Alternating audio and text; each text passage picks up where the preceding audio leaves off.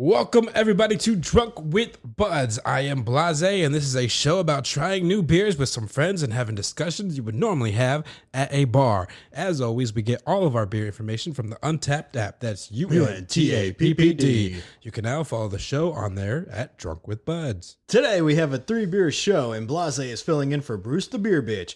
This week's beers are from Transient, Artisan Ales, Mission Trail, and Kushwa Brewing Company. Today's segments, we have an interview with Hollwood director, special effects, and visual effects artist Joe Castro, and Beer Flights. Pub Talk, where we discuss our favorite horror movies and death scenes, or just death in general. Honer ends us off with the dive bar review. Let's get to scooting, buds.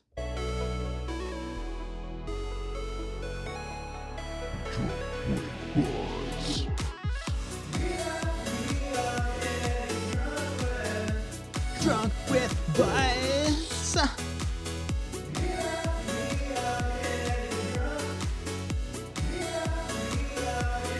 Drunk with Buds. Is this Drunk with Buds or Drunk with Honer? It's Drunk with Buds, but Because I'm not your bud, pal. I'm your brother. Wow, take it easy, friend. So, welcome everybody to a Drunk with Buds episode. It is I, Honer. I am the host. And I'm going to raise a toast to my brother. Brother. It's my brother right there. Brother. So, my best friend, Bruce, is gone this week. Motherfucker in... I killed him so I could be on this show. Otherwise known as he is building a ark because he has a flood in his house. I flooded it. Brian really... Or Blase flooded his house so he could be on the show today. Yeah, I saw the lineup for the beers, and I was like, I need to get on this show somehow, some way. I got to get this motherfucker out. And then, last night, I had a dangerous night. We snuck into his basement, turned the hose on, and let it flood, baby. Wow, that's such a simple way to just take someone out. I didn't know you could just go to someone's basement and flood the shit out of it with a hose. That's pretty cool. With like fireman's hose. What's bad, Brian? You want to tell us the first one? All right. Today's first beer comes from Transient Artisan Ales out of Bridgman, Michigan, which is very close to us, by the way. I think I like an hour or two. Probably less than an hour, honestly. It's called Dangerous Nights, and it is a sour ale boasting a 5.5% ABV with 0 IBUs. With 106 unique check-ins. The rating is 3.64 out of 5. The style guide says blackberry, sour, salty, acidic, and dry. There is no actual description information. For this. Yes, well, you might have to read the can. It is very salty. Yeah. But, I mean, for a wheat ale, it's actually pretty decent for being a sour. Flanders Ned from Untappd gave it a 3.5 and said 16-ounce can. Tart to moderately sour blackberry and red grape skin notes with salty hints on the close. Not bad after a workout. But sour wheats aren't my favorite style of sour. 3.6 for style, though. Glad it didn't have lactose, too. So if you're lactose intolerant, I suggest trying this one out. Yeah, so my first impressions, man, I like it, honestly. I'm not usually a fan of blackberries. I like grapes. I don't know what the fuck a spirulina is. And it's got some sea salt in it. I might be with Flanders Ned here. I don't really care for it. It says it's a sports beer, though, so how do you not like it? Sports beer. Beer for winners. The winner is... I think I might be with him, like sour wheat ale. Maybe that's why I don't like it, because it's a wheat ale. It's not. It's unusual for sure, though. I like the fact that I'm actually trying it. It sounds experimental. Nobody ever makes a wheat ale sour. Like you said, it's salty as fuck. You know, some people. I don't know. Some people like this. I think it's weird to put salt in a sour. But we don't rate it at the very beginning. We rate it at the end. So exactly. Maybe it'll clean up for me. So maybe it'll clean up for him.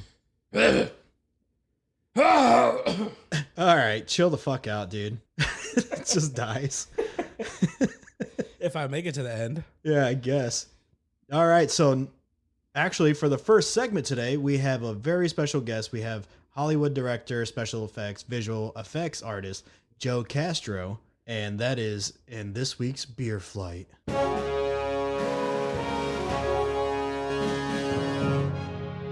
Who? What? When? Where? Why? And how? All right, welcome to the show, Joe Castro. Thank you for having me. Of course, man. I saw all your work and I said, I gotta have him. He's got to be on the show.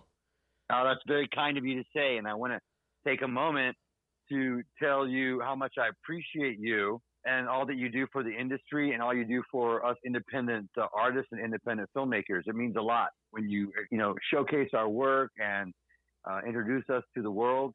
It really is important to us. So thank you very much. Of course, man. When I see talent and like people doing their thing, it's like, I got to show the world. It's awesome. I love what you guys are doing. Well, like I said, we appreciate it. And, that's one of the things that if not the most important thing that I've come to learn about being an artist my entire life is making the world a better place with my talent. How we make other people feel about themselves says a lot about us. You are obviously making me feel very special today. So I appreciate you, brother, very much. Of course. And I try to do the same with my talent. So thank you. You're welcome, man. All right. So I have a very deep question for the very first question for you, Joe. Are you ready for this? Absolutely. All right. Who are you? Who is Joe Castro? That is a great question. I've never really been asked that on a show. So, Joe Castro is someone still in development. How about that? Right. I'm a well-known Hollywood special effects artist. I work primarily in the horror movie industry. I have distributed, written, directed, and produced 19 feature films, all with worldwide distribution. I also am married, and I've made 13 of those movies with my partner, Steven Escobar. And together, we both have the Guinness Book of World Record for the highest body count in a slasher movie. Damn. What's the count? Yeah. So it's 155 kills. Holy crap. What movie? It's for a movie titled The Summer of Massacre. And it came out in 2012. And, when we started making the film, we set out to set the Guinness Book of World Record, and we did it. We did it. It was a big undertaking, but when we were done doing that, when we accomplished that, I looked at my husband and I said, we can do anything together when we put our minds to it. And that's kind of been the way that we've moved forward in our relationship and throughout our careers. And, it's been an amazing adventure so far. Oh yeah. I wanted to say congratulations, by the way. That was recent, right? Yes. We just got married about 2 weeks ago. It'll be 2 weeks this Tuesday. Yeah. 2 weeks ago. We've been together for 24 years and decided that it was time to do something about it. And it was an amazing, perfect day. It really was. I know what it means now when I hear how the bride and groom, everything to be perfect, and it was really a perfect day. That's awesome. You can definitely tell in the photos, man. You guys are so happy. It is awesome. Super happy. Yeah, we were super happy. I love that. So I saw that you work for Lionsgate. How was that working for them? Okay, so that's a great question. Working for Lionsgate, I made a movie back in 2004, I believe. I don't remember the exact year. Right. But it was titled The Jackhammer Massacre. It was originally just titled Jackhammer. It was then retitled The Jackhammer Massacre.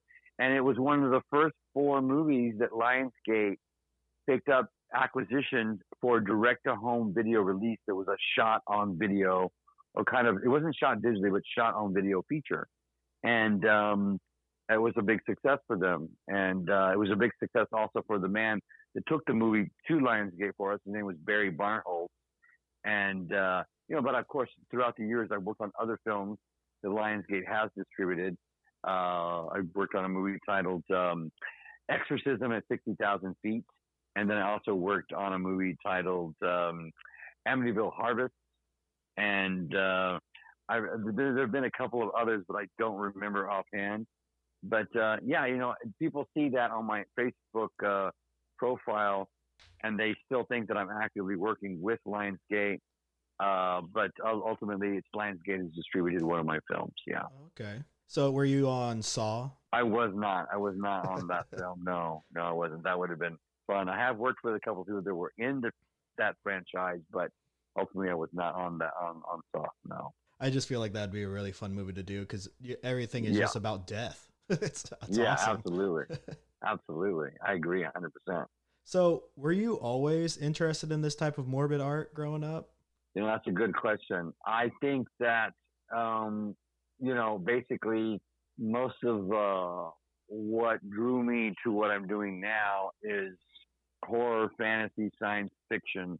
And somehow, somewhere along the way, I became very good at doing death and killings and blood. I think that at some point, special effects artists forgot to study real life death.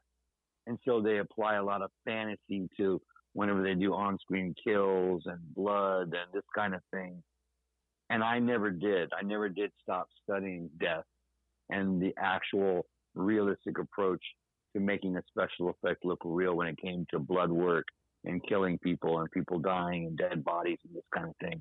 So I think that my FX work stands apart from everybody else because of that. I'm constantly studying what makes my work look hyper realistic, which means the closest to realism as possible, Oh, absolutely. And the closest to realism as possible. And of course, there's budget limitations that I'm always challenged by that make my work look, less realistic. But I'm always trying to at least get pretty close, Yeah. And I don't put fantasy in my depth. And what would you describe as fantasy for those listening? Okay, here's something right off the top of my head that I see, especially in films today. When you look at blood in movies today, it's too dark. For somewhere along the lines, special effects artists started making blood look like this dark, like black red blood. That's like demon blood. Right. You know what I mean? Like Yeah. when does that stuff come out of humans? It doesn't. I don't know what happened somewhere along, like in the past 15 years, people started making the blood really dark, and that's fantasy. The blood's not that dark. It's just not that dark, And when you're looking at a movie and you look at someone dying, see this dark blood, it's not real. It doesn't look real. It's either too dark or way too light and it looks like candy. There's a fine line in between. Right. And when an audience member looks at it, they know it's not real. They don't know it's because of the color. They don't know why. They're not trying to pick it apart. They just go, oh, that's not real. That's not real because it just doesn't look right. It doesn't look real. They don't know it's because they got the color of blood wrong. I feel like Does that make sense? I feel like when they try to do it like that, it's trying to be a little bit more like gory. Like they're trying to, like, nobody's really picking it apart. So when they're doing it, they're like, we can make this any color we want. Like, right. Like the darker, it's going to be more gory, I guess is how they feel. I recently saw a film where someone dies and their throat is cut open and they bleed to death. And then they show like the aftermath and this other person is covered in their blood. And it's like the entire room was covered in blood. Kind of like Lost Boys. Yeah, well, it's just like first of all, there's not that much blood in the human body, and it wouldn't happen like that. It just, it would not happen like that. It would not look like that. And immediately I was taken out of the film, technically it was, right. And it was supposed to, and it was being presented as if it were realistic. So I was taken out, and I would step up and I would say something like, way too much blood. That doesn't look realistic. We're in fantasy mode now. If you like it, that's fine. But it kind of cheapens the film when you put too much blood in it. Right. In some cases, yeah. So how do you research to get such an accurate portrayal of death in your work? Do you watch deep dark webs in your pastime or smut films? There's have you ever seen the Forensic Files? No, I haven't. Oh, you got to watch the Forensic Files. Jesus. It's a very, very well-known popular television series. I think it comes out on the Science Channel. It comes out on some of these news networks, but it's actual, somewhat reenactments using actual crime photos and actual testimony from the victims and sometimes the killers and the law enforcement. And they recreate the scene of a crime and then they solve the crime and they determine how the crime, how they saw the crime, and they're using forensic science. They discover how they were murdered, and they solve the crime. Okay. And they study all kinds of stuff, like how long the body was dead, what it looked like, the development of the maggots on the body. They can tell how long a body's been dead by how developed the maggots are on the body. Are they in the pupa stage? Are they turning into flies already? Wow. Have the eggs just been laid? They talk about blood splatter and what it would look like, and all kinds of crazy, great stuff. That's just one area or one tool that I use to study the accuracy of death. But I'll do all kinds of research on the web. I'll watch videos, police videos of research on like the forensics of bullets and how they impact the body and this kind of thing. But yeah, I know. I mean, Okay. I'm just a chronic learner. Trying to learn my craft and trying to learn the science behind death. Always, yeah. I feel like that's like any trade. You always got like new things to learn as you perfect it. So it's like you're always studying and everything. It's makes sense. Yeah, and also like being able to go back to what you've made and look at it and say, this isn't good because of this. Most people, or a lot of artists, they think, they'll do it once and they're like, oh, I'm, part of my friends, I'm the shit. This is perfect. I'm amazing, And I'm like, okay, it's good, but how can we make it better now, Joe? Where's there the flaw? There's always a flaw. Nothing's perfect.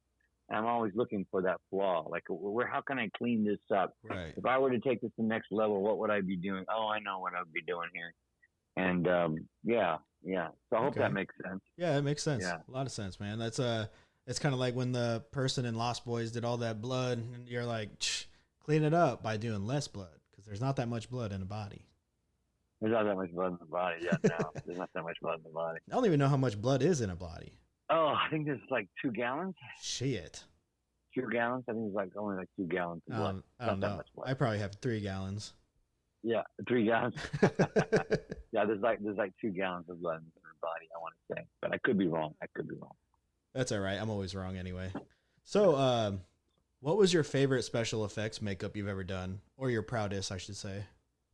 What is my favorite special effects makeup I've ever done?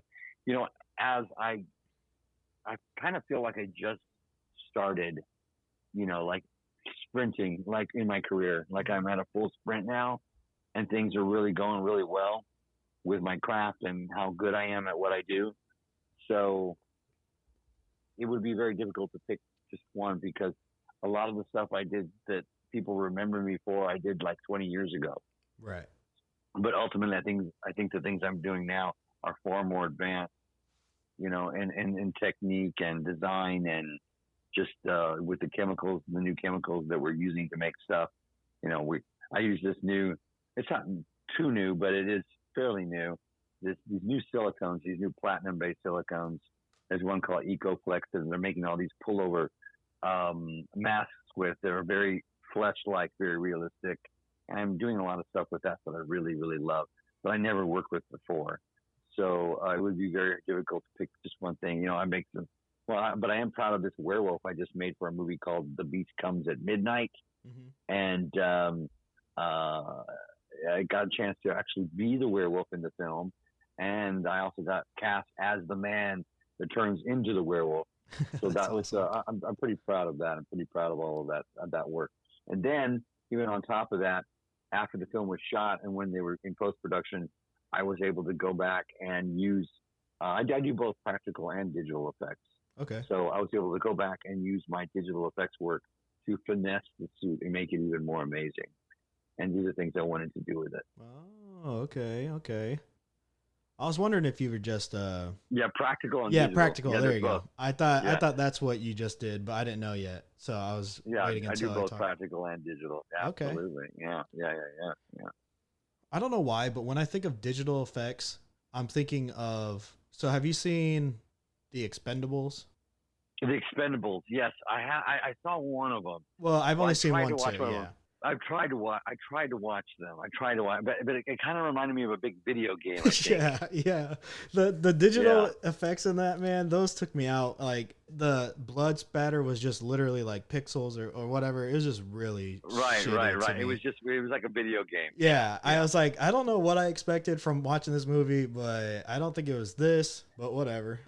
My whole concept behind bringing the digital, realm into my work, as far as the tools and my craft, was to finesse my practical effects, right? To take them to the next level, and not to replace them, right? Yeah, unless the actual format of the film tends to lend itself to look and have the appeal of more digital effects, right? Like for instance, anything that has to be like a robot or something that has to look clean and pristine and mechanical. Yeah. Then I think it works perfectly. Like a Marvel character, a Marvel suit, superhero kind of thing, or science fiction, I think works well using digital work.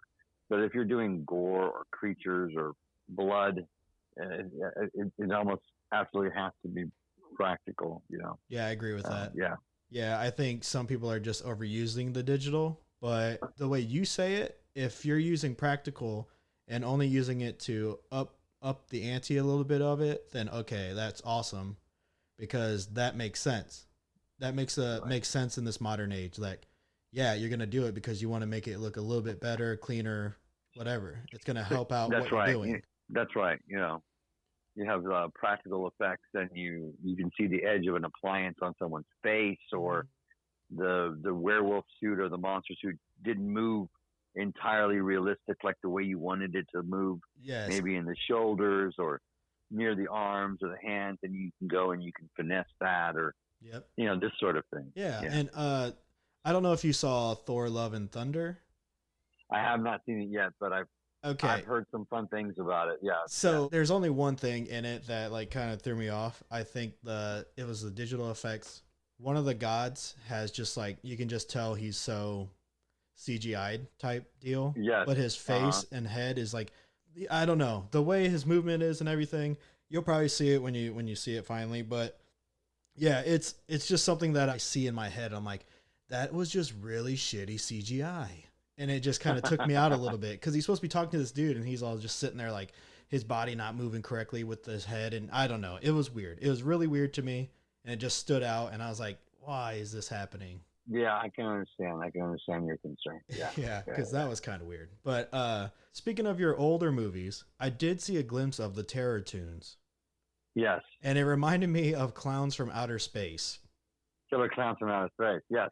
Yeah. That's so funny that you say that, because when we made the first Terror Tunes, I was 30 years old, and I'm 52 now, and I had no idea how much that film influenced me until I saw Killer Clowns from Outer Space, maybe just like 5 years ago, and then I realized. Now, sometimes we're inspired by so many other things. Mm-hmm. And of course, we believe that what we're doing is something that's truly original. And in some cases, some aspects of the movie is very original, but we're always like a product of something else, that we've been inspired by.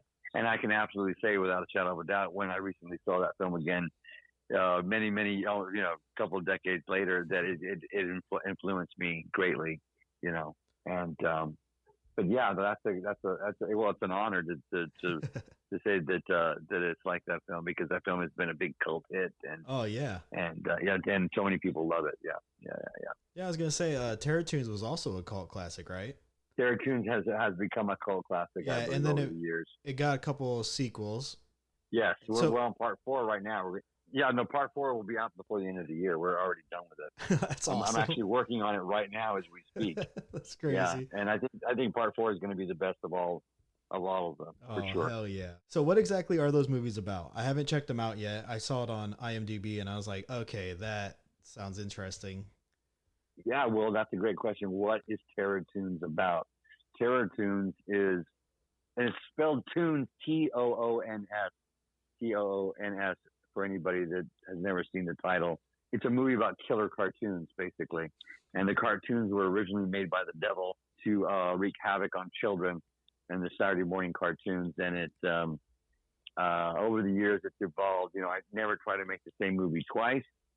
And so each sequel kind of has its own, personality. The first film is a very dark cult horror film, straight up cult horror film. And then the second one is kind of like, like the standard classic direct to video sequel to a movie, a successful film. And it's a little lighter, but it's a little more mainstream. Yeah. And then the third film is a very, very dark, kind of like what people have described it as a fever dream. It does actually, it is an actual direct sequel to the first film. And then the third one stars Herschel Gordon Lewis, the godfather of gore. And I'm very proud of it, even though it's a very dark film and very weird kind of fever dream kind of film. And then, of course, the fourth one is going to be probably the most mainstream of them all, with the biggest budget and the biggest cast. And if you like cartoons and you like Adult Swim, on the Cartoon Network, yep, you will like Terror Toons. Yeah. But Terror Toons is live action mixed with actual animation, and the characters, the evil villains in the film, are cartoon characters that come into our world through the television as actual physical practical effects, people in actual costumes and suits, but they still look like cartoon characters. Right. And when you die in the film, you get killed with cartoon weapons, but you die for real with real gore and real blood. That's awesome. Yeah. That sounds like such a fun movie to make. It was a blast. I'm very, very proud of it. It's a very fun film. Yes, absolutely. So, yeah.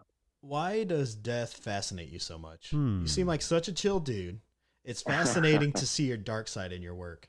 Yeah, why does death fascinate me? I don't know that death itself is what fascinates me, as it's, I don't know. I think it's just because I've become so good at it over the years, and it can still be beautiful.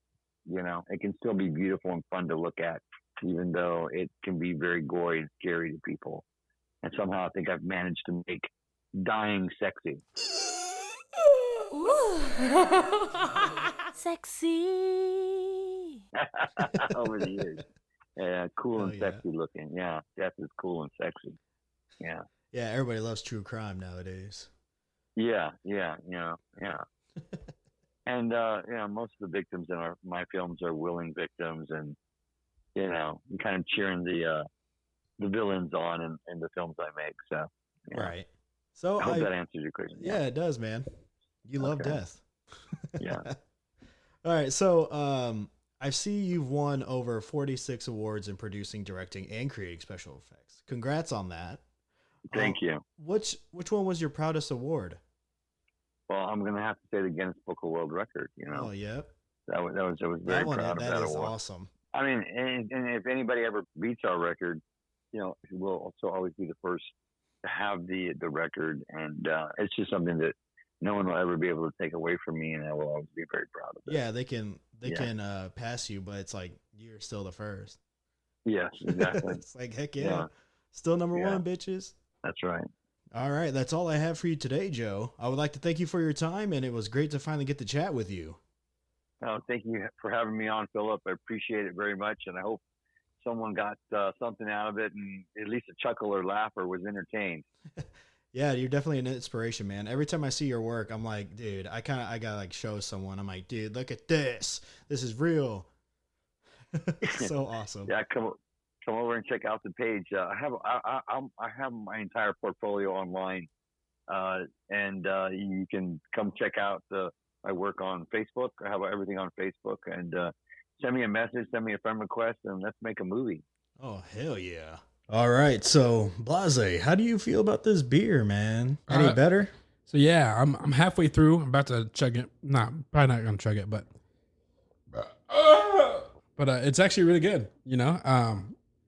As the more I drink it, the more I get more of the taste, the flavors in my jowls, whatever you guys say, and I do enjoy it a little bit better.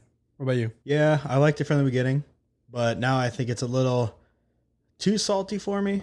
So I think there's a even ground I found that it might be a little too salty. You shouldn't have to put salt in a sour. But I respect the game. It's a sour wheat ale, man. That's the first I've had. So I appreciate what y'all did. And I'm going to go ahead and give it a 3.5. I give it a 3. I think it's average. It's still good. The tartness, I like. I love sour shit. But the flavors could be a little bit better. But it's definitely better than my initial taste. I agree. It's not as like, we've had a beer that's been way too salty and it tasted like sand. This does not go that length, but I think it could do without less sea salt. Absolutely. All right, and we are going to take a little break. Here's our first sponsor from Hop Station. Looking for a cool craft beer bar? Hop Station Craft Bar has over 30 rotating taps and hundreds of bottles and cans to enjoy. They also do can purchases for carryout. Not a fan of beer? Well, you're in luck because they have a unique cocktail menu as well. So come enjoy the arcade games, dart boards, and the pool table. Oh, did we forget to mention the food? Whether you want street tacos or delicious pizza, you can't go wrong. With the outdoor patio, it won't be hard for you to find the perfect spot to relax. So head down to Hop Station, the #1 craft beer bar in Indiana. You'll find them on 318 Union Street, Mishawaka, Indiana. Yeah. Oh, my drink is very salty, man. I feel like I'm in the middle of the ocean. Feel like I'm in the middle of the ocean. Yeah. Chilling on a whale, drinking on his sperm whale. Man, it's really cool, man, because he's really salty. That's the reason why there's salt in the ocean. If you didn't know, that's the region, man. Major, man. Yeah. Watch National Geographic. National Geographic. You'll learn a lot about sperm whales. Now I'm chilling with my mans here, gonna gun them down like a I'm a Discovery Plus you. I'm a Discovery Plus you. Take it to the HBO Max. HBO Max. I'm gonna take it to the HBO Max.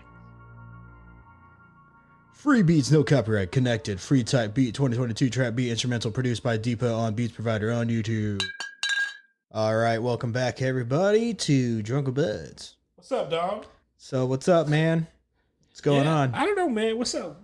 You feeling good now? I feel pretty damn good. Cool. Anyways, this is Kolschman, the second beer. I agree. Oh, the first beer was from Citywide Liquors, our local. So this next beer is Kolschman from Kushwa Brewing Company. It's a Kolsch, 5% ABV, not available IBU. 573 check-ins, 3.80 average out of 5. Kushwa Brewing Company is a microbrewery from Williamsport, Maryland. Style guide says, da-na-na-na-na-na-na-na-na-na, Kolschman. I didn't even do it right. Here to a rescue, Kushwa beer drinkers from their need for a beer that is low in ABV and high in drinkability is Kolschman. Brewed traditionally to the German style, this beer pours straw yellow in color with a bright clearness to it. The flavor is crisp and refined, while also still being balanced out with enough German hops, characteristics, and bitterness to leave you wanting more sips. Light, crisp, soft, sweet, fruity. I'm not a big Kolsch guy. So what's your thoughts on this one? It's a weird taste. Did you taste it? Somebody said it's danky. Kind of. I get that. The fuck is that taste? Yeah, I don't know. It tastes like a hemp style beer, but it's also tastes a little burnt. Like smoky. Yeah, I don't know. Like I said, I don't like, I was going to say Germans. I don't like Kolsch in the first place. Like Kolsch beers. And then now adding that doesn't make it any better. I think it makes it a little bit better. The smokiness? I think it makes it a little, because I don't like Kolsch's. This is okay. Kolsch is usually what? It's just light, okay. Though? Yeah, but they're usually light, right? Yeah. So I think I'm a fan of Kolsch. And it's always interesting to try out like German style beers. Like, is this the type of shit that they're drinking over there? Because that's pretty cool, dude. I like that. It's not terribles. It's not that, but it's... I live here. All right, so... The can art's cool, so I give it a plus 0.25 for that. Okay, well, didn't ask. Okay, don't ask me then. I didn't. Don't ask me. So now we're going to... I brought up this article, man. Before we get into pub talk, you got this article about somebody that's been in the news for a while. We said we weren't going to talk about them because they are always in the news for some type of shit. And so this is from CBR.com. It's Ezra Miller reportedly driving across the U.S. armed and wearing a bulletproof vest. The Flash star, Ezra Miller, reportedly has been driving armed and wearing a bulletproof vest, paranoid that they're followed by the FBI and KKK. Obviously, they have like mental issues. Oh, absolutely. So it's up to them to get help. But they also have a lot of charges against them, don't they? Yes. How has nobody caught them? Because they are armed. The report by Business Insider is the only the latest in a series of escalating accounts of the actor's alarming behavior, which includes a pair of arrests, accusations of threats, long-term manipulation of a teen, and endangering children, and concerns that Miller effectively turned an Iceland Airbnb into a cult-like commune. Do you think The Flash gets canceled? No, they said it's not. It's not? They said even though all this, they said nope, they're going to release it, and I don't know. I mean, it's a movie, right? Yeah, so according to Insider, several people close to Miller fear the 29-year-old Fantastic Beast actor has lost touch with reality. I think Ezra Miller has been enabled because of their fame, their wealth, their earning potential, their whiteness, and their beauty. Sexy. A longtime family friend told the outlet, "It's really hard to intervene when someone has as many resources as Ezra."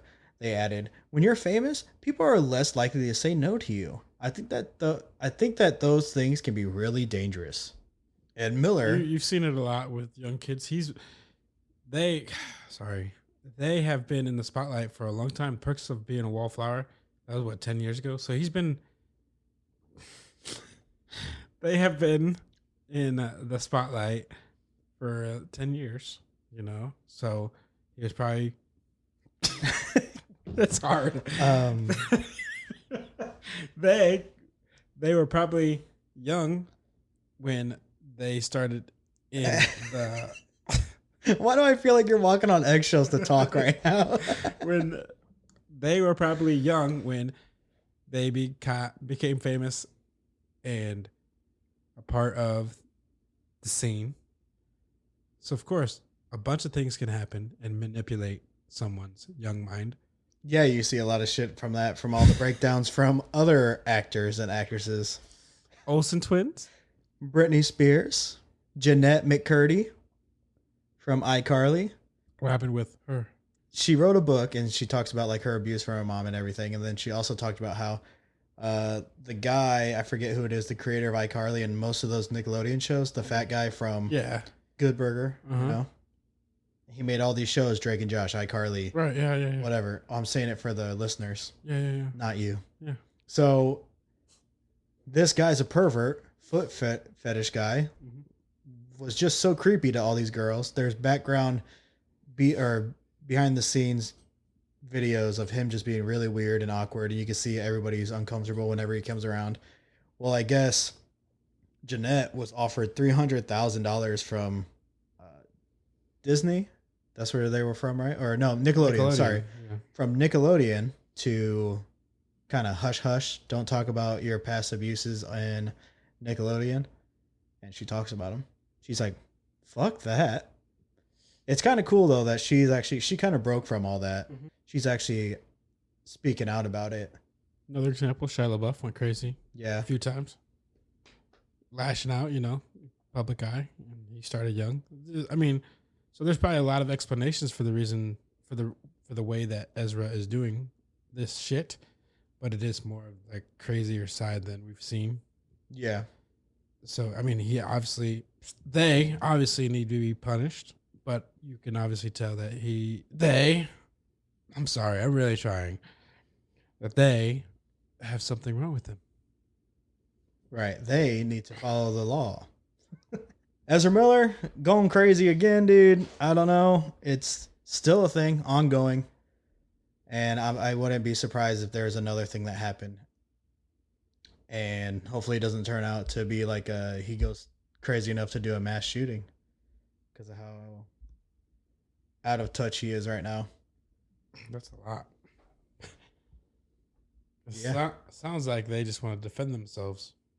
All right. So now we have the actual segment, which is Pop Talk.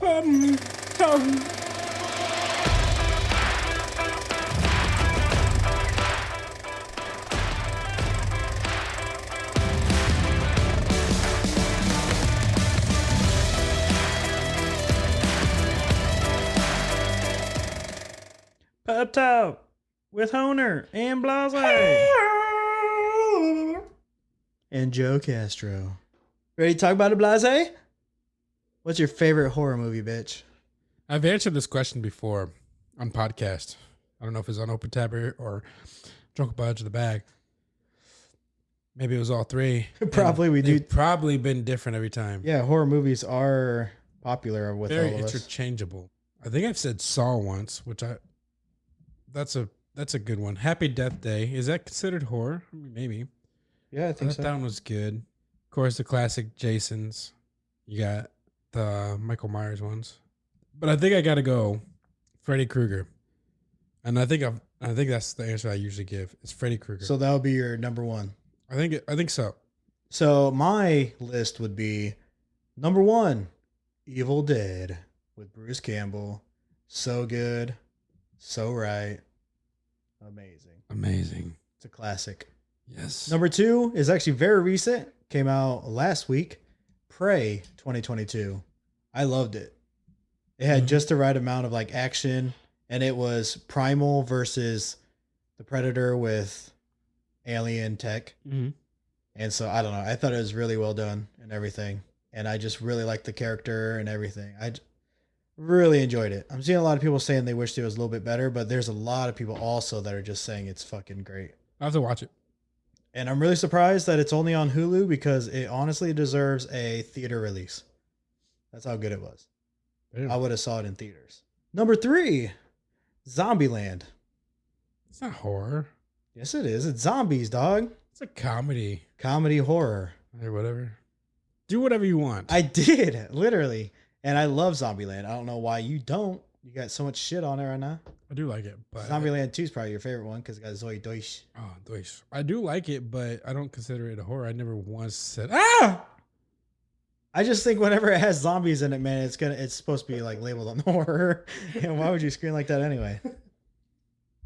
And it is in the horror list, so you can suck on that fat one. No, I was calling you fat one. Whew, classic Honer. That's fucked. Number four would be Get Out.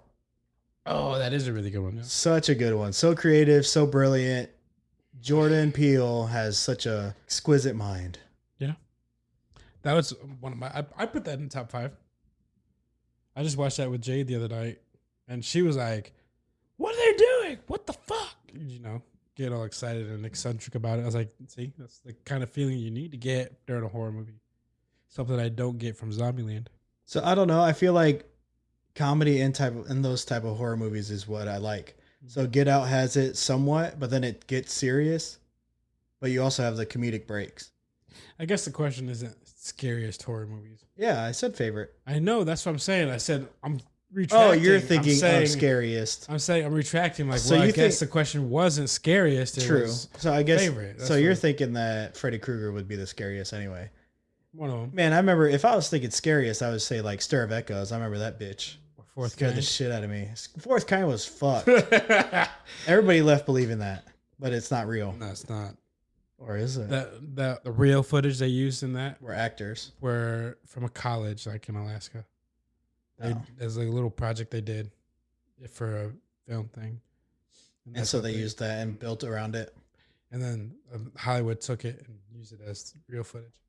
Damn. Pretty cool. I thought it. That is So cool. yeah. I liked it. I did too. What about Signs? Nah.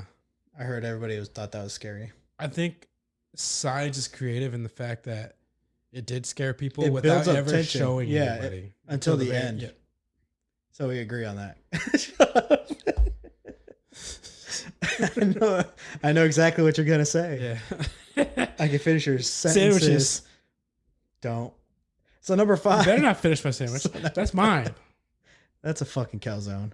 Number 5, Dale and Tucker versus Evil. So I like win? that one because it plays the script, it switches the script to where the good guys are actually good guys, but the teenagers think they're bad guys. And so you're seeing them also through the teenagers' eyes as looking bad from what their stuff they're doing is, but they're actually just living. They're being normal, but it's so creative. It's funny. Never seen it. Idle Hands. Oh, wow. Yeah. That one's sexy. Why? Seth Green. Final Destination. Final Destination. So what's your, okay, so now we got our favorite movies. What's your favorite kills in a movie? I think Final Destination. When the wood scene. Chopper. Not the wood chopper, but when they're driving on the highway. And log? all the logs, yeah. I think that fucked up everybody's thoughts on being behind anything with. Oh, that's why every time I see one, if I'm in the passenger seat, because I don't text and drive, but if I'm in the passenger seat and I see something similar to that, I take a picture, add it to my story. Oh my god! Wow, and people are supposed to know. Obviously, yeah. Oh my if they god, don't know, then they're too young. Right. But I liked the Saw movies because they're creative in their kills and they made it about choice. Yeah, I agree with those. Which was always a cool concept. Like I said, Freddy Krueger coming into your nightmares and killing you was always good. But there's one more. Happy Death Day.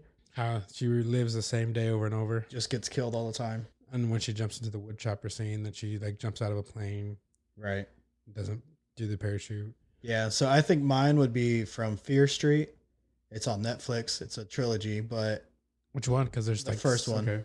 There's 3, I said. They're making more. I hope so. Those are great. There. So it's one of my tops, but this is like, it's like honorary mention, I guess. And so I like the part where it had the girl got her head put through the meat slicer. Yeah. I thought that was so fucking nice. I was like, dang, because it split that. I also think it's because it's really cool to see R.L. Stine's like Brilliant Darkness come to light instead of just Goosebumps. Young Arthur. Yeah. All right, Joe, what would your all-time favorite horror movie be? Oh, that's a great question. What would my all-time favorite horror movie be? Well, you know, that's a difficult question to answer. I'm gonna give you my top 5. How about All that? right, give me those. I'll take them. Okay, here we go. I'm going to start off with a movie that was directed by David Cronenberg. The movie title is Rabid. It's the original Rabid, and it's directed by David Cronenberg. And then the second one would probably be Poltergeist, the original version from 1982. And then the third one's probably going to be Blood Feast, directed by Herschel Gordon Lewis.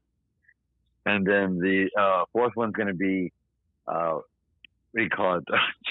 Godzilla versus the Smog Monster, which is the movie that inspired me to make special effects. That was 1977. Yeah, Godzilla versus the Smog Monster. And then the last one, number 5, is going to be the Fulci's Gates of Hell, or I think the American version of it is titled City of the Living Dead. Yeah, City of the Living Dead. Okay. Yeah, see, it's crazy because like I've never heard any of those except for Poltergeist. I think that one. Yeah. If you've never seen Rabid, it's a great film. It's very dark, and it kind of still holds up for today. Very entertaining movie. Gates of Hell, classic zombie film. I will say it's difficult for me to watch now because in the film, back in the 80s when they made horror films and you saw like intestines and stuff like that and brains, right? They still use like animal parts for that in movies. Okay. There's some scenes in there where like there's a scene where a woman throws up her own intestines. Let's put it that way. and they use real animal parts to do that with. So it's difficult for me to watch. But you know, we live and learn. I'm sure that back in the caveman days, they did stuff too that we wouldn't approve of. But we live and learn. Today we don't have to do that. We have the technology to not use real animal parts when we do that stuff. But, kudos to them for doing it at the time. And it really made a big impact on my life. And I'm sure it inspired countless artists all over the world. Yeah. Yeah, that's crazy. Because honestly, if I would have watched the movie that you're talking about and I saw them doing that, I would have just thought it was fake. I think, well, now you have to watch it so you can tell me what you think and about it. Which one was that? It's called City of the Living Dead. Okay. Okay. It's also titled The Gates of Hell, The City of the Living Dead, and it's directed by a man. His name is Fulci. Yeah. Okay. Fulci. Okay. I'll definitely have to look at that one. What would be your favorite death in a movie? Like special effects and everything. It's from that film too. Really? Film too. I just mentioned it. This woman throws up her own intestines. That's your favorite. Yeah, you've got to see it. It's either that or Friday the 13th Part 3 when Jason squishes the guy's head and his eyeball pops out. Oh yeah, that's a good one. Yeah, Friday the 13th Part 3 and 3. It's got to be one of I'm leaning more towards The Gates of Hell, but they're both made a major impact on my life. Yeah. Oh, that's awesome. All right, so Blase, how do you feel about this beer, man? Final thoughts. Like I said, it's not bad. You know, it's one of the better Kolsch beers that I've ever had from Germany. Other than that, you know, it's just a little basic. But if I had to rate it, which is obviously what we're doing here, I would give it a 3 out of 5. Yeah, I'm going to give it a 2.5. I don't know about all that. It's really smoky. I kind of wish the smokiness wasn't there, and I wish it was a little bit more of the actual Kolsch, but you know what? You can't win them all. I'm the German. That's what the voice was. Because it did not sound like that. It sounded like the guy from... I need the Kolsch. Sounded like the guy from... not Nandor, but the guy from... What We Do in the Shadows. I'm the Kolsch man. Don't. All right, so we're going to take a quick break, and here's another sponsor from Indiana Whiskey Company. Indiana Whiskey Company, located at 1115 West Sample Street, South Bend, Indiana. Open from Monday through Saturday, 10 a.m. to 5 p.m. It's a sampling room, but you can also purchase whiskey, bourbon, flavored whiskeys like chocolate and maple, which we have tried on a past episode. So, go give Indiana Whiskey Company a visit in South Bend, Indiana, or you can find them at your local liquor store. And if they don't have it, then ask them to carry it. Sign up for a tour at inwhiskey.com. Yeah. Fuck. I went and played Quidditch with all my witches and bitches and chilling with them and killing it, dude. Yeah, I just bought a pair of Nikes. Then I got some nice keys to a new car. Yeah, That's my Jeep. That's all I got. He's got a Jeep, now he's whipping it back and forth just like his hair when he went to court. I got the calls from Germany. Drake type beat, 6 p.m. in the 6 by Critter 2 on YouTube. All right, welcome back, everybody. We took a shot break, and now we're here with the final beer. So, Blase, hit it. I need to invite our buddies Corey and Sean because this one is called Topanga Slim. Hey! From Mission Trail. It's a cider boasting a 9.8% ABV, the highest of the ones today. No IBUs are listed. Mission Trail is a meadery from Bradley, California.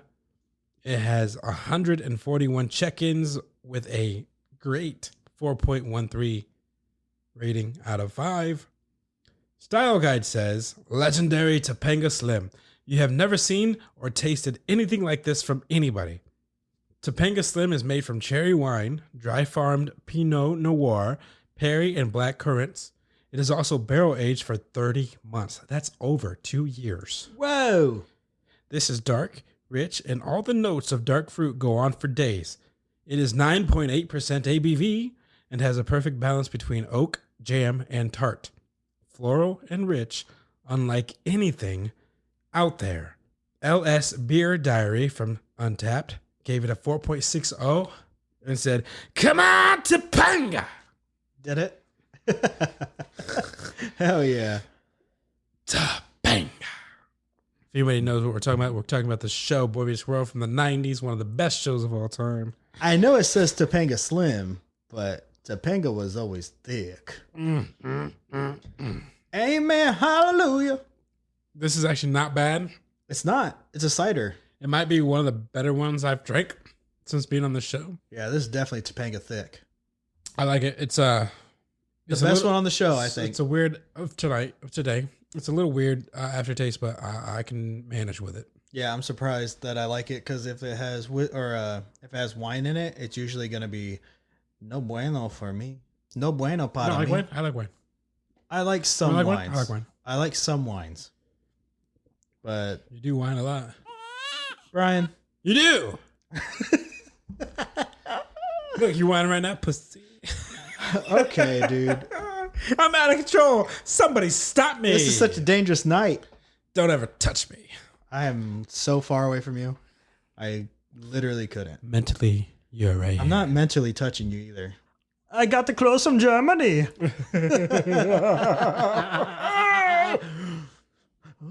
Remember Zoolander? They're all looking at each other. All right, so let's go ahead and hit it. It's a foamy latte.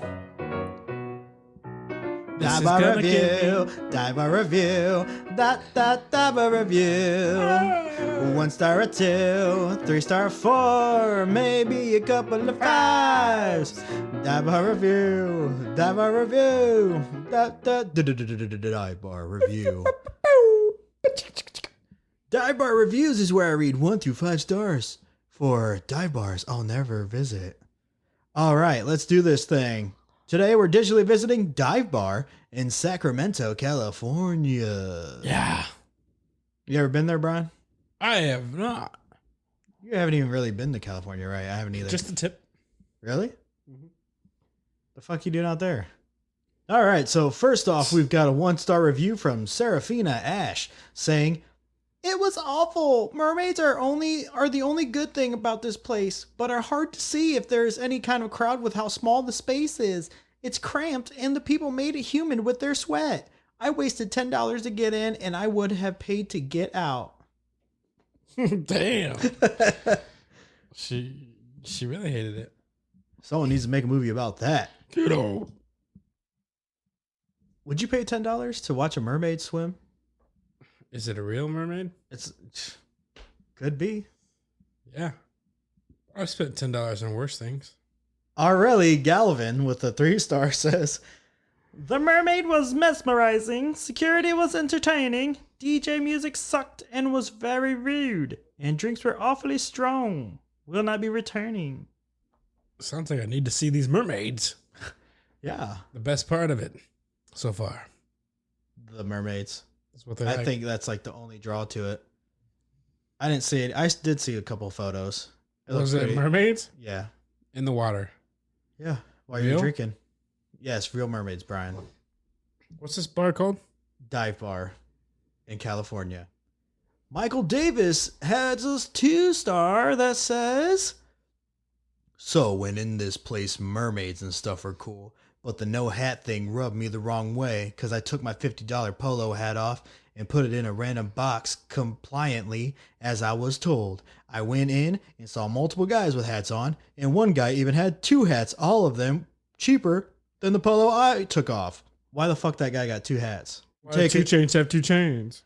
Now, I don't mind taking off the hat, but as a black man, when I am told to do something and the white patrons don't seem to have to follow the same rules, that I make a point to make it known I noticed.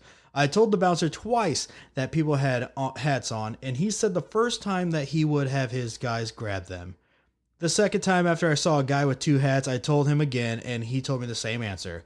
I don't know if this is prejudice, but if I was comparing it to similar incidences I have encountered, then it was." This place looks pretty cool. After the racist Sorry. review. Yeah, they got like a floating, it's like a tank, and it's got like a person dressed up as a mermaid swimming around. Yeah, they have like specific times. They have one for like 5 o'clock, 6 o'clock, 7 o'clock. I wonder how much they get paid. I don't know. You got to hold your breath, don't you? Yeah, what the fuck? You're only going to be able to see the mermaid swimming in there for like a minute or 2. Underwater, at least. I'm sure she goes up and then comes back down. Right, but I'm saying like for each time, it's going to be her of a minute swimming around. So Michael Nunez Business with a 1-star says, "Got haggled by the female security guard for carrying my 3-inch pocket knife. She took it and said she'll give it back when we leave. No big deal. This place was dead. 3 other customers and about 4 to 5 other workers. DJ, bartenders, mermaid, and even more security." I like how it says mermaid. "My wife and I had a couple beers and watched the underwhelming mermaid show. The DJ was solid, basically mixing to himself. When leaving, I was given back my baby knife, to which the security woman said that she had the right to just keep it. So next time, just don't bring it. There won't be a next time. It just seems like a waste of money to have these mermaids. Like you said, they come down for like a minute or two, go back up, come back down. It's just for pictures. There's really no reason for them. It's just a gimmick to get people to come in. And you paid $10 for the show. So you paid $10 before you even come in. So you pay $10 at the door. So they probably get paid. Yeah. Pretty decent. I don't know. Josana Corks with a 1-star says, if I could, I would give this place a big fat 0. Damn. This place, the bartenders working here have been known to roofie girls. Oh, beware. fuck. Owner does nothing but ignores girls who come forward. The owner might even be a part of it. The way they are handling the situation, I wouldn't be surprised. Bartenders are supposed to be the ones that protect young girls from creepy predators. Never ever going here again. So beyond disappointed, disgusted. Damn. And there were actually a couple of other reviews that said something about roofies. Damn. Yeah. So I was like, yeah, maybe don't go there. Yeah. Unless you want to sleep good that night. But obviously your friends will take you home. People with you. Okay, man.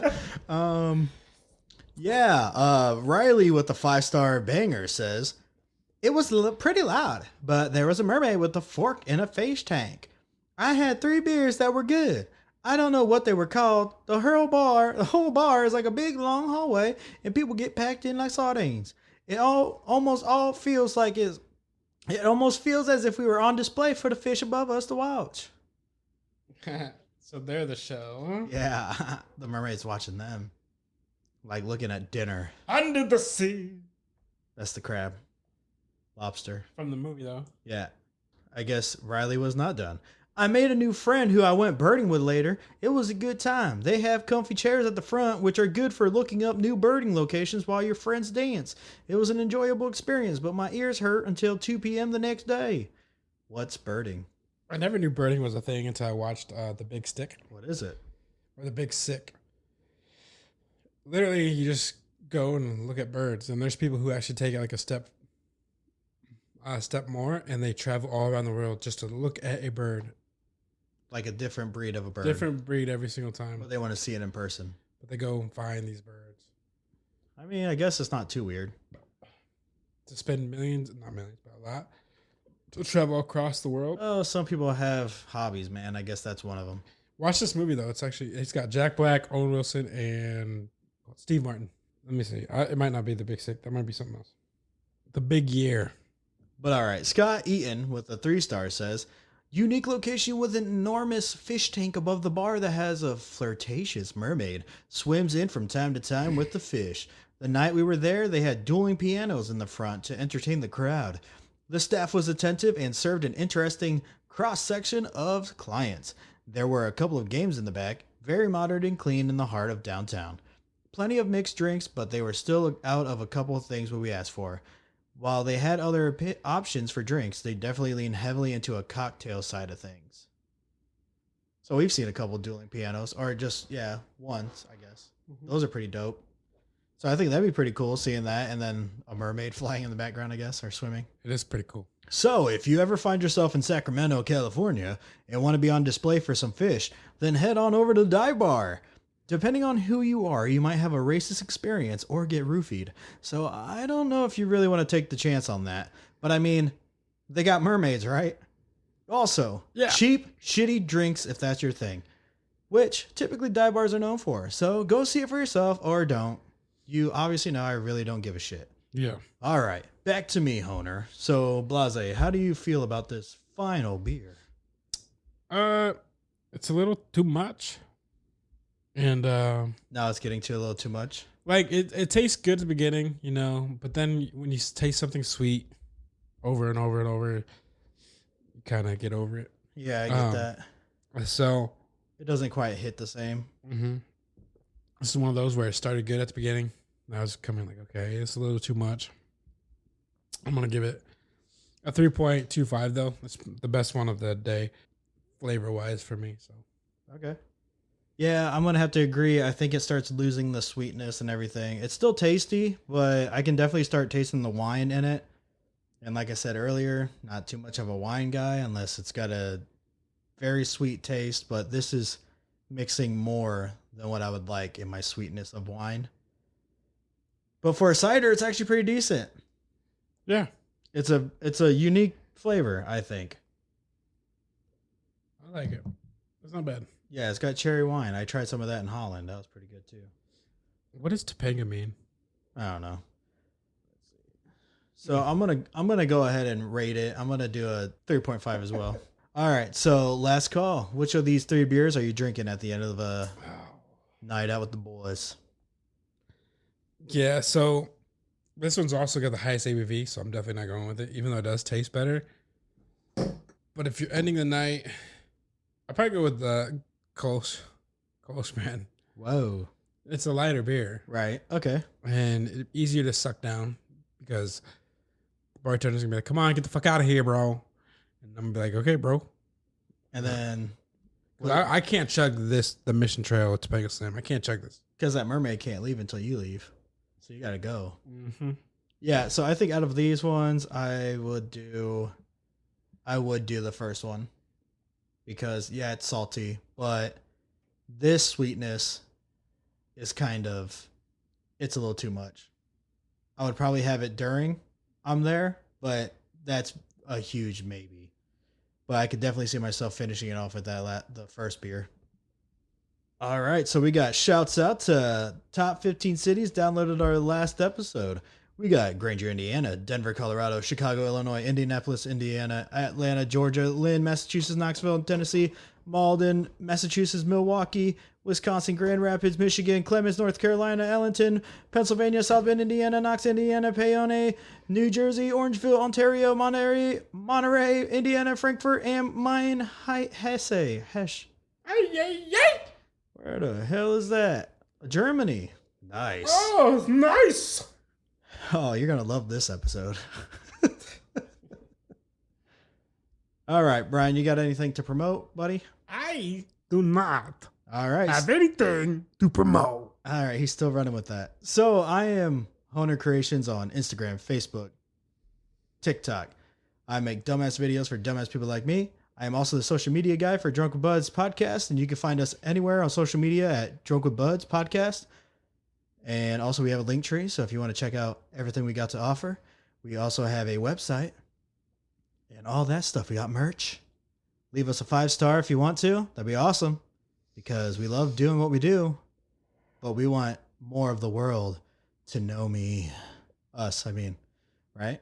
All right. Once again, thanks, Joe, for checking in, hanging out for a little bit while you could. I know you're busy, but I appreciate it. Absolutely. Thank you for having me on the show again, Philip. It was my honor. Of course. So what's your social media so our listeners can check out your beautiful ever-growing work? Do you have any upcoming... Oh, sorry. Go ahead. Yeah, thank you for asking. My social media. Yeah. You can reach me at facebook.com/joe.castro. I'm on Facebook every day. And I like Facebook because you can send me direct messages and you can communicate with me on my wall. And I post all of the pictures of my work, and it's a great way to reach me. I'm also on Instagram, which is Joe_Castro_director. And you can send me a message there and follow me there. And I do post work there, but I'm not on Instagram as much as I am on Facebook. So, and then if you want to take a look at my entire portfolio online, JoeCastroFX.com. That's my name, Joe Castro, and then FX.com. All right. So do you have any upcoming projects you would like for the world to look out for? Absolutely. So The Beast Comes at Midnight is going to make its world premiere on movie theaters across America this coming month, at the end of this month, which is August 2022. Appetite for Sin, which is a vampire movie that I actually created the effects for, and I'm one of the lead characters in the movie. I started my acting career 2 years ago, and that is going to have its world premiere in October. And then, of course, Terror Tunes Part 4 comes out October this year, 2022. Look out for Dr. Carnage and Max Assassin on the rise again and killing people with cartoon weapons, and it's going to be a great fun ride. All right. Thank you. Everybody go check out Joe Castro. His special effects are just crazy, man. And once you see it, you're going to think he actually used a real human. Took a head from a corpse in a graveyard and literally used it. Oh, that's fantastic. Thank you so much for that compliment. Of course, man. This is Freak Beats, no copyright, drip, freeze type beat, 2022 trap beat instrumental produced by Takeshi, beats provider on YouTube. Yeah, yeah. Yeah, ballin' in my 6'4", hanging out with Joe Ho. She is 6'4". That's crazy, man, and loco, man, cause I am only 5'9", man, and I am such a midget. I am such a fidget. I like to hang out with it, but I can't hang with it. If you know what I'm saying, if you're catching what I'm saying, you catching like a running back to catch that bitch. Hey, hey. Hey, hey, hey. All right, everybody. Thank you for listening. Thank you, Joe Castro, for tuning in, hanging out for a little bit, man. That was pretty cool, dude. And Blase, thank you for being my brother and everything. It was my honor. What a bitch. All right, stay sexy, everybody.